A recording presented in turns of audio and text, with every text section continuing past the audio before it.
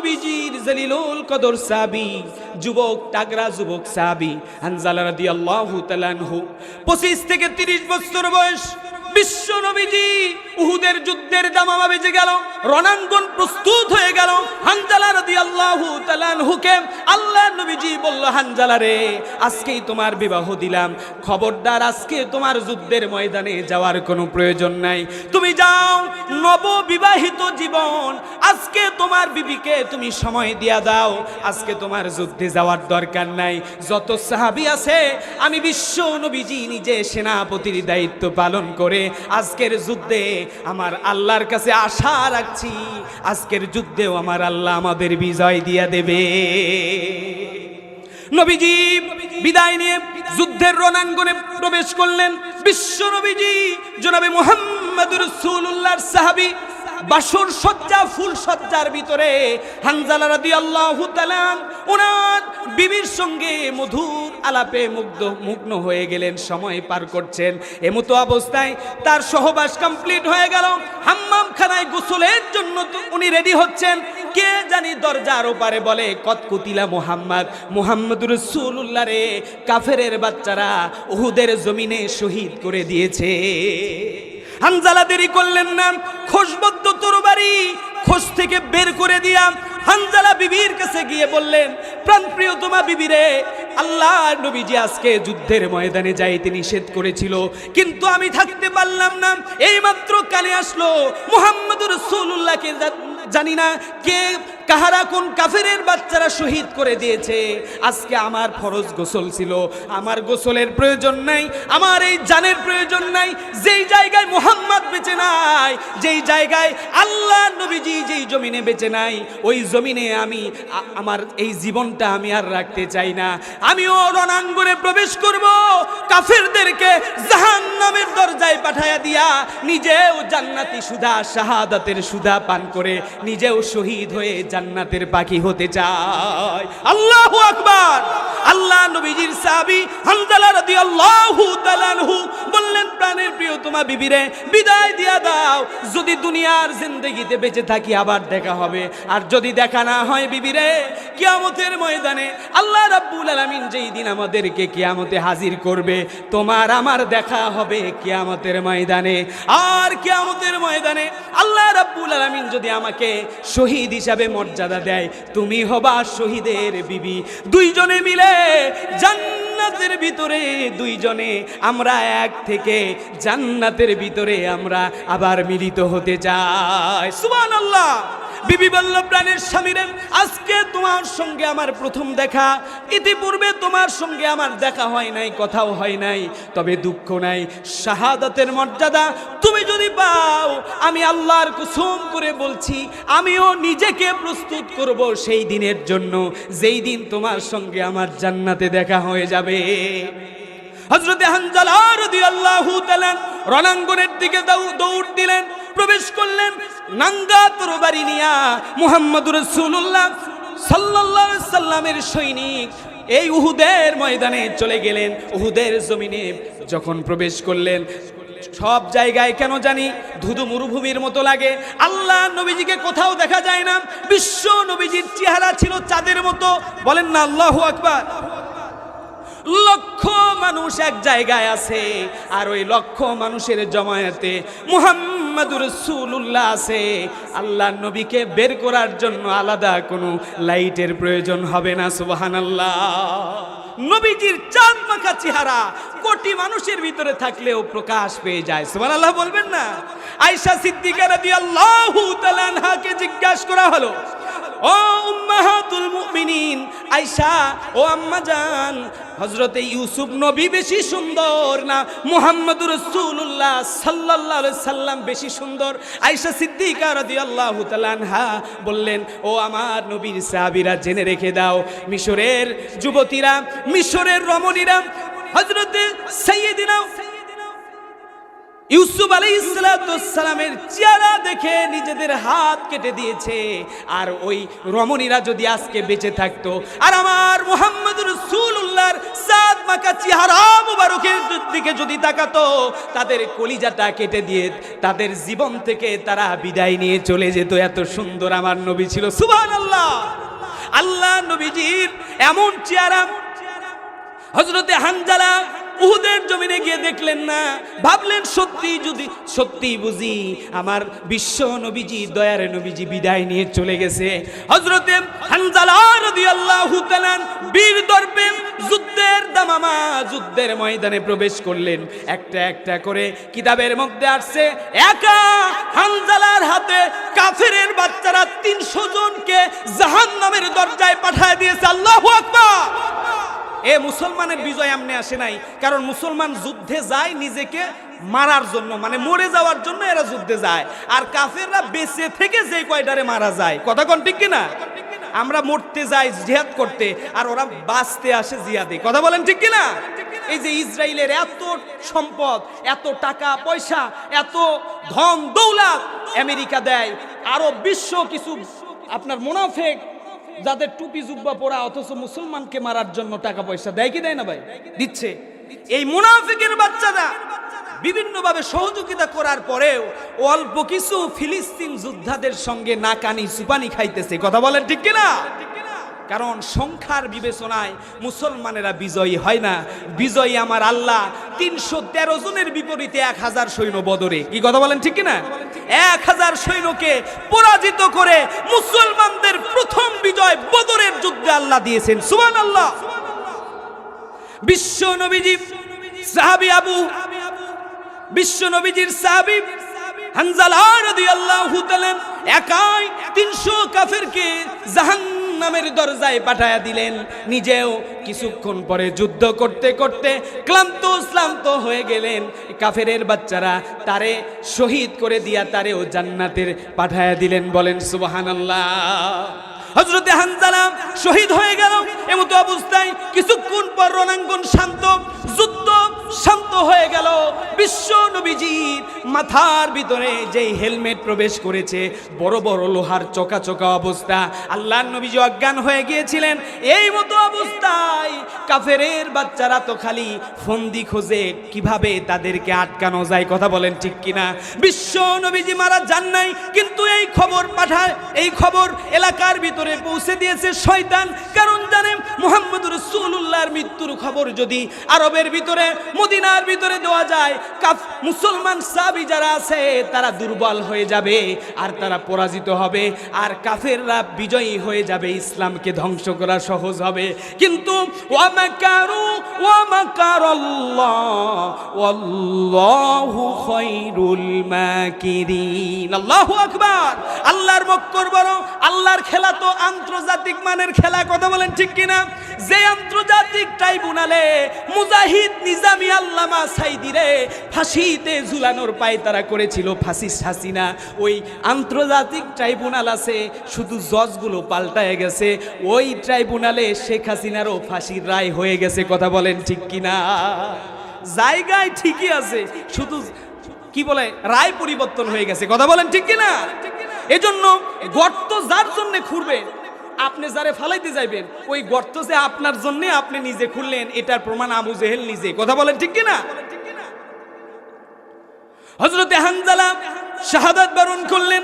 বিশ্ব নবীজি একটু সুস্থ হলেন, মাথাটা উপরের দিকে তুললেন, দেখেন তামাম ময়দানের ভিতরে অসংখ্য সাহাবীদের লাশ পড়ে আছে, খন্ড খন্ড লাশ, কারো হাত নাই, কারো পা নাই, কারো মাথা নাই, কারো শরীর থেকে মাথা বিচ্ছিন্ন। আল্লাহ নবী সাহাবীদেরকে বলল, সাহাবীরা রে, আমার শাহাদাত বরণকারী সাহাবীদেরকে তোমরা নিয়ে আসো, কাতারবদ্ধ করো, যার হাত কাটা, যার পা কাটা, হাত জোড়া দিয়া দাও, পাটা তার সঙ্গে লাগায় দাও, ধরের সঙ্গে যার মাথা আলাদা, মাথাটা লাগায় দাও। এই অবস্থায় আল্লাহ নবী বলল, যারা শহীদ হয়, যারা শাহাদাত বরণ করে, তাদেরকে কোনো গোসল করানো হয় না, কারণ তারা জিন্দা, বলেন না আল্লাহু আকবার। কোরআনুল হাকিমে আল্লাহ রাব্বুল আলামিন বলেছেন, ওয়ালা তাকুলু লিমান ইয়ুকতালু ফি সাবিলিল্লাহি আমওয়াত। আল্লাহু আকবার।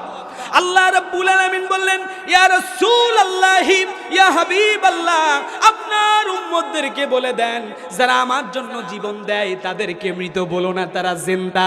কবরের ভিতরে আমি আল্লাহ রাব্বুল আলামিন তাদেরকে জান্নাতি খাবার দিয়ে মেহমানদারি করি। আরে আল্লাহ, আরো আস্তে সুবহানাল্লাহ বলেন। এই পাশে মেয়ে মানুষ আছে, শুনলে লজ্জা পাবে। একটু চিৎকার দিয়ে সুবহানাল্লাহ বলা যাবে না? আওয়াজ দিয়ে বলেন সুবহানাল্লাহ। আল্লাহ নবীজি জনাবে মুহাম্মদুর রাসূলুল্লাহ সাহাবীদেরকে বলল, আমার সাহাবীরা সবার লাশগুলার একত্র করো, আর তাদের গোসল হবে না। কিয়ামতের ময়দানে এই অবস্থায় আমার সাহাবীরা দাঁড়াবে। আল্লাহ রাব্বুল আলামিন তাদেরকে শাহাদাতের মর্যাদা দিয়া আল্লাহ পাক কিয়ামতের দিনে উঠাবে। কারো শরীর হাত কাটা থাকবে, পা কাটা থাকবে, কারো শরীরে গুলিবিদ্ধ থাকবে। শহীদ ওসমান হাদির মাথার ভিতরে গুলির চিহ্ন নিয়ে উঠবে কিয়ামতের দিনে। কথা বলেন ঠিক কিনা? আজ কতদিন হয়ে গেল, 1 মাস পার হয়ে গেছে। এই ডক্টর ইউনূসরে ভালো ভাবছিলাম, এ আর এক কালপিট। কথা বলেন ঠিক কিনা? এ একটা দলের উপরে পা দিয়া কোন রকম করে একটা নির্বাচন দিয়া শুধু ভাগতে চায়, কিন্তু আপনি ভাইগা যাবেন কই? এই পৃথিবীর মধ্যেই তো থাকবেন। কথা বলেন ঠিক কিনা? আপনিও ভালো মানুষ নয়। এনজিও এটা কি হারাম না হালাল বলেন তো? সুদ খায়া যদি খাঁটি দুধ আপনি তালাশ করেন, এটা কি পাওয়া সম্ভব? ডক্টর ইউনূসও এরকম মাল। এ তো হারাম খেয়ে খেয়ে এত বড় হইছে, এক দিয়া ভালো কিছু আশা করা সম্ভব? ওসমান হাদির পিছনে কারা, এর হত্যার পিছনে কারা, আজ পর্যন্ত বাংলাদেশের ইন্টেলিজেন্স কোন কর্তৃপক্ষ, কোন বাহিনী কেন বের করতে পারলো না? আপনি শুধু প্রথম আলোর অফিস ভেঙেছে আর আলেমদেরকে গণহারে গ্রেফতার করতে পারেন, আর শহীদ ওসমান হাদির খুনিদের একটা চুলো আপনি পাকড়াও করতে পারেন না। এতে প্রমাণিত হয় বর্তমান প্রশাসন এখনো তারা ভারতের র এজেন্টের কাজ করে। কথা বলেন ঠিক কিনা? আমার প্রিয় আব্বা জানেরা, নবীজির সাহাবীরা শাহাদাতের তামান্না রাখতেন। হযরত হানজালা শাহাদাতের তামান্না নিয়া ময়দানে ঝাঁপিয়ে পড়লেন, শহীদ হয়ে গেলেন। এই মতো অবস্থায় হযরত হানজালার বিবি গিয়ে বললেন, ইয়া রাসূলুল্লাহ, ইয়া হাবিবাল্লাহ, বিবির কথা যখন আসলো আর একটা কথা বলি, বলেন তো শহীদ ওসমান হাদির বিবিকে কি দেখা গেছে কোনো মিডিয়াতে? গোটা পৃথিবীর মানুষের জন্য একটা শিক্ষা দিয়ে গেছেন শহীদ ওসমান হাদির বিবি, যে পর্দা কারে বলে, কিভাবে করতে হয়, পর্দা কত প্রকার, কি কি। কথা বলেন ঠিক কিনা? আরে আমার মতো টুটে ফাটা হুজুরের বউদেরকে পর্দায় রাখা কঠিন হয়ে গেছে, আর শহীদ ওসমান হাদির মতো এরকম জেনারেল শিক্ষিত একজন মানুষ, বিশ্ববিদ্যালয়ে পড়াশোনা করা একটা মানুষের বিবিকে কিভাবে আবরণ দিয়ে রাখছে, এটা বিশ্বের ভিতরে একটা তোলপাড় সৃষ্টি করে দিয়েছে। আল্লাহু আকবার। নিয়ত করেন বউ বাচ্চাদেরকে পর্দায় রাখার। পর্দা যত ভাঙবেন ইজ্জত নষ্ট তত হবে। কথা বলেন ঠিক কিনা? আপনি নারীবাদী হন আর নারীর পক্ষে আইন পাশ করেন, আপনি কি করেন? নারীর সমান অধিকার চান, কোনো লাভ হবে না। আগে দরকার পর্দা। পর্দা যতদিন বাস্তবায়িত না হবে বাংলার জমিনে, আপনার আইন 100টা কইরাও লাভ হবে না। আগে পর্দা ঠিক করেন। আপনার বাড়িতে, আপনার পরিবারে, আপনার মেয়ে, আপনার বিবি, আপনার মা, আপনার বোন, তারা যখন পর্দা নিয়ে বাড়াবে তারা নিরাপদ থাকবে। কথা বলেন ঠিক কিনা? উলঙ্গ হয়ে যাবে আর ওই ইয়াং সোলপল একটু শীষ দেবে, দোষ তাদের হবে। কি কথা বলেন ঠিক কিনা? উস্কে দিচ্ছি না আমি, তবে খবরদার, ইসলামের যেই নিয়ম আর পদ্ধতি এটার ভিতরেই কল্যাণ। ঠিক কিনা? হযরতে হানজালার বিবি পর্দা মেইনটেইন করে আল্লাহ নবীজির দরবারে গিয়ে বললেন, ইয়া রাসূলুল্লাহ, ইয়া হাবিবাল্লাহ, আপনার জলিলুল কদর সাহাবী, আপনার কলিজার টুকরা সাহাবী হানজালা এই ময়দানে এসে, আমি যতটুকু জেনেছি হানজালা শহীদ হয়ে গেছে। আল্লাহ নবীজি চোখের ভিতরে দর দর করে পানি পড়ছে। বলল, হানজালার বিবিরে, কতবার আমি নিষেধ করেছি হানজালা যাতে ময়দানে না আসে। হানজালার আজকে ফুল সজ্জার রাত, সে আজকে মধুর সময় কাটাবে। যুদ্ধের ময়দানে কি হবে কি হবে না এটা আমি মুহাম্মদুর রাসূলুল্লাহ দেখব, আর মুহাম্মদুর রাসূলুল্লাহর যিনি রব, যিনি মালিক, উনি দেখবেন। হানজালা আবার কেন আসলো? আল্লাহ নবীজিকে বলল, ইয়া রাসূলুল্লাহ, উনি যখন সহবাস করার পরে হাম্মামখানায় গোসল করতে গেছেন, কে জানি মদিনার ভিতরে পড়তেছে নবীজি আর দুনিয়াতে নাই, বিশ্ব নবীজিকে কতল করা হয়েছে, শহীদ করা হয়েছে। এই শব্দ হানজালার কান যখন পর্যন্ত পৌঁছে গেল, হানজালার দেরি করলো না, খোলা তরবারি নিয়া ঘোড়ার উপরে চড়ে উহুদের জমিনে এসে কাফেরদেরকে জাহান্নামের দরজায় পাঠায়া দিয়া নিজেও শাহাদাতের অমিয় সুদা পান করে জান্নাতি হয়ে গেল। আল্লাহ নবীজির চোখ বেহেবে, গাল বেহেবে, দাড়ি মোবারক ভিজে যাচ্ছে, বিশ্ব নবীজির দাড়ি মোবারক ভিজে যায়। আল্লাহর নবীজি হানজালার লাশের তালাশ করছে। সাহাবীদেরকে বলল, আমার সাহাবীরা যাও হানজালার লাশ কোথায় খুঁজে বের করো। নবীজি, বিশ্ব নবীজি জনাবে মুহাম্মদুর রাসূলুল্লাহ সাহাবীদেরকে কান্নারত অবস্থায় বললেন, আমার কলিজার টুকরা তাগরা যুবক হানজালার লাশটা বের করে আনো। ও আমার কানায় কান্দরের যুবকেরা, হানজালার বয়সে অনেক যুবক এই এলাকায় আছে না নাই বলেন? ৩০ বছর তার কম এই যুবক আছে না নাই এই ময়দানে? কারা আছেন দেখে হাত তুলেন তো। ৩০ বছর হয় নাই এমন কারা আছেন? ৩০ হয় নাই, ১ থেকে ৩০ পর্যন্ত কারা আছেন? আচ্ছা মাশাআল্লাহ, ভালোই যুবকরা বসছে। ইদানিং যুবকেরা ফেসবুক ইউটিউব রাইখা যে কোরআনের কথা শুনে, এটা আমাদের 10 কপালের ভাগ্য। কথা বলেন ঠিক কিনা? আচ্ছা আপনাদেরকে একটা প্রশ্ন রাখি, হানজালা যেভাবে জীবন দিয়েছে ইসলামকে প্রতিষ্ঠিত করার জন্য, এই বাংলাদেশে 5ই আগস্টের যে বিপ্লব, এই বিপ্লব ঘটাতে গিয়ে আমাদেরও আবারও আলেমদের ডাক আসতে পারে। আপনারা কি জীবন দিতে প্রস্তুত? ও শেরপুরবাসী, আলেমদের ডাকে সাড়া দিয়া আল্লাহর জমিনে আল্লাহর দ্বীন প্রতিষ্ঠিত করার আন্দোলনে ঝাঁপিয়ে পড়তে কি আপনারা রাজি আছেন? থাকলে দুহাত তুলে দেখান। নারায়ে তাকবীর, লিল্লাহে তাকবীর, লিল্লাহে তাকবীর। হানজালা রাদিয়াল্লাহু তাআলার লাশ কোথাও খুঁজে পাওয়া যাচ্ছে না। নবীজি তালাশ করলেন, বললেন যাও যাও হানজালার লাশ কোথায় আছে খুঁজে বের করো। হানজালার লাশ পাওয়া যায় না। আল্লাহ নবীজি বিচলিত হয়ে গেলেন। জিবরাইল আমিন এসে কানে কানে নবীজিকে বললেন, ও আমার আব্বা জানেরা বলেন, নবীজিকে নিজের থেকে কোনো পরামর্শ, কোনো কিছু সিদ্ধান্ত নিয়েছে কখনো? আল্লাহ নির্দেশ না পাওয়া পর্যন্ত বিশ্ব নবীজি নিজের থেকে কোনো সিদ্ধান্ত নেয় নাই। বলেন সুবহানাল্লাহ। এই কথার সার্টিফিকেট দিয়ে বিশ্ব নবীজি জনাবে মুহাম্মদুর রাসূলুল্লাহ বানায়া কথা বলে নাই, এটার সার্টিফিকেট দিয়ে দিলেন। মা ইয়ানতিকু আনিল হাওয়া ইন হুয়া ইল্লা ওয়াহিয়ুন ইউহা। আল্লাহ নবীজি নিজের থেকে বানায়া আল্লাহর নামে কোনো কথা কোরআনুল কারীমের ভিতরে চালায়া দেন নাই। বিশ্ব নবীজিকে যেটা আদেশ করা হয়েছে, যেটা বলতে বলেছেন বিশ্ব নবীজি, দয়ার নবীজি, সেটাই কোরআনের নামে বলেছে। সুবহানাল্লাহ। সম্মানিত আমার আব্বা জানেরা, হানজালা আল্লাহ কোথাও তালাশ করে পাচ্ছেন না। আল্লাহ নবীজির কানে কানে এসে জিবরাইল বলল, ইয়া রাসূলুল্লাহ, ইয়া হাবিবাল্লাহ, বিচলিত হবেন না, আপনি টেনশন করবেন না। হানজালার প্রতি আল্লাহ রাব্বুল আলামিন খুশি হয়ে গেছেন। হানজালারে আল্লাহ পাক দুনিয়ার কোনো পানি দিয়া গোসল করাবেন না। হানজালাকে আমার আল্লাহ পাক হাউজে কাউসারের পানি দিয়া তার গোসল করায়া দেবে। আল্লাহু আকবার। হানজালার লাশ দুনিয়াতে তালাশ করে পাবেন না। হানজালারে যদি পাইতে চান, হানজালার জন্য অপেক্ষা করেন। গোসল জান্নাতি ফেরেশতাদেরকে দিয়া, জান্নাতি পানি দিয়া গোসল হইতাছে। জান্নাতের ভিতরে তার গোসলের আঞ্জাম চলছে। ফেরেশতারা যখন গোসল কমপ্লিট হয়ে যাবে, আবার জমিনে রেখে যাবে, তখন আপনি হানজালারে দাফনের ব্যবস্থা করে দিয়েন। সুবহানাল্লাহ।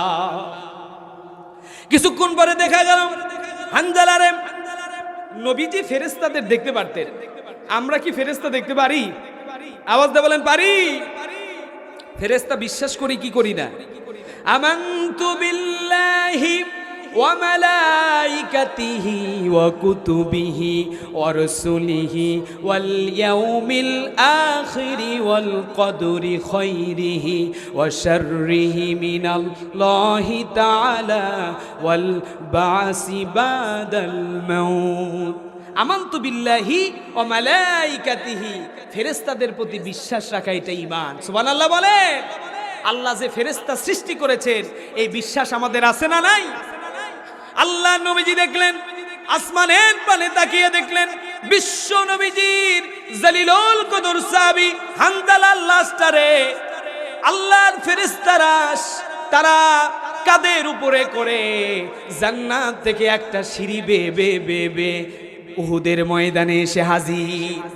হানজালা লাশটা জমিনে রাখা হলো, নবীজি গিয়া চুলের ভিতরে হাত ঢুকায় দিলেন, দেখলেন সত্যিই কি গোসল করাইছে কিনা। কারণ দেখবেন গোসল করলে কোথাও কোনো প্রমাণ না পাইলেও চুলে হাত ঢুকায় দিবেন, হাত ভিজে যাবে। কথা বলেন ঠিক কিনা?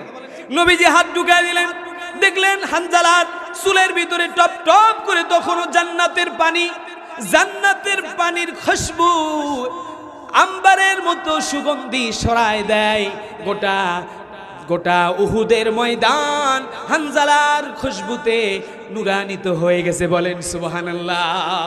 হানজালার লাশটারে বিশ্ব নবীজি পর্যবেক্ষণ করে বললেন, ও আমার সাহাবীরা রে, দেখো দেখো হানজালা তার সদ্য বিবাহিত স্ত্রীকে রেখে, বাসর সজ্জা রেখে হানজালা আল্লাহর জন্য, আল্লাহর দ্বীনের জন্য জীবন দিয়েছে। হানজালার প্রতি আমার আল্লাহ খুশি। আল্লাহ রাব্বুল আলামিন খোঁজখবরই দিলেন, হানজালা আল্লাহর জান্নাতি পানি দিয়ে গোসল করানো হলো। হানজালারে আমি দাফন করে দেব, আর আল্লাহ রাব্বুল আলামিন তাদেরকে জান্নাতের পাখি বানায়া জান্নাতে উড়িয়ে দেবে। সুবহানাল্লাহ। সম্মানিত আমার আব্বা জানেরা, আমার পর্দার আলের মা বোনেরা, আল্লাহর কসম করে বলছি, দুনিয়ার জিন্দেগিতে শুয়ে শুয়ে জীবন দেওয়ার চাইতে অন্তত পক্ষে জিহাদের তামান্না রেখে জীবন দেন, আল্লাহর কসম আপনার জীবন সার্থক হয়ে যাবে। কথা বলেন ঠিক কিনা? শহীদ হতে চান আপনারা? কারা কারা শাহাদাত বরণ করতে চান হাত তুলেন। নিয়ত করে রাখেন, শুধু তরবারি নিয়ে যুদ্ধ করার ভিতরে শাহাদাত নাই, ঘরের ভিতরেও আপনার একটা সিদ্ধান্ত যদি ইসলামের পক্ষে হয় এটাও শাহাদাতের কাতারে যাবে। কথা বলেন ঠিক কিনা? শহীদ হতে চান কারা কারা হাত তুলেন, পিছনে আপনারা হাত তুলেন। মরতে চান না আপনারা? নারায়ে তাকবীর। এতগুলো মানুষ একসাথে আওয়াজ দিলে আকাশ বাতাস খালি একদম আলোকিত হয়ে যাবে, ঝংকার হয়ে যাবে, কিন্তু আপনাদের জবানের আওয়াজ দেখতেছি না। আওয়াজ দেবেন তো ইনশাআল্লাহ? এ সবাই আওয়াজ দিবেন, ঠিক আছে? লিল্লাহে তাকবীর, নারায়ে তাকবীর। আল কোরআনের আলো, আল হাদিসের আলো,